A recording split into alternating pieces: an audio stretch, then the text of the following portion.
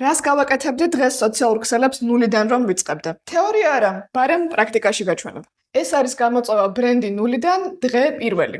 ამ ეტაპზე შედეგი 3400 გამომწარი. პირველ დღეს სანამ საერთოდ რამეს დავიწყებ, უნდა ჩამოვყალიბდე რას ვაკეთებ და რატომ ვაკეთებ საერთოდ. დამწყებებისთვის ამაზე ყველაზე მეტი დროა საჭირო, მე ამაზე დროს არ ვხარჯავ, იმიტომ რომ ზუსტად ვიცი რა უნდა ვაკეთო.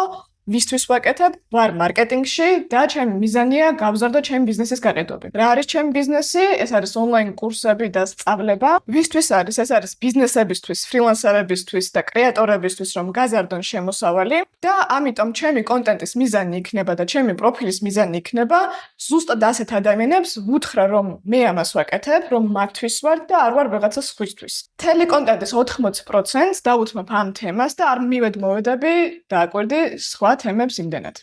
თუ კონტენტის გადაღება გინდა უბრალოდ კონტენტის გადაღებისთვის, შეიძლება არც გიღირდეს ამდენი სწავლა, ამდენი ფიქრი, რაც გინდა აკეთე, გაერთე, მაგრამ როდესაც შენი პროფესია ბევრად უფრო სერიოზულად უნდა მიუდგე. ხოლო ამის შემდეგ ვიღებ და ვრეგისტრირდები ყველა სოციალურ ქსელში. Instagram-ზე, Facebook-ზე, TikTok-ზე, YouTube-ზე და Threads-ზე. თუ შეამჩნიე, ყველგან გავაფორმე ზუსტად ერთნაირად.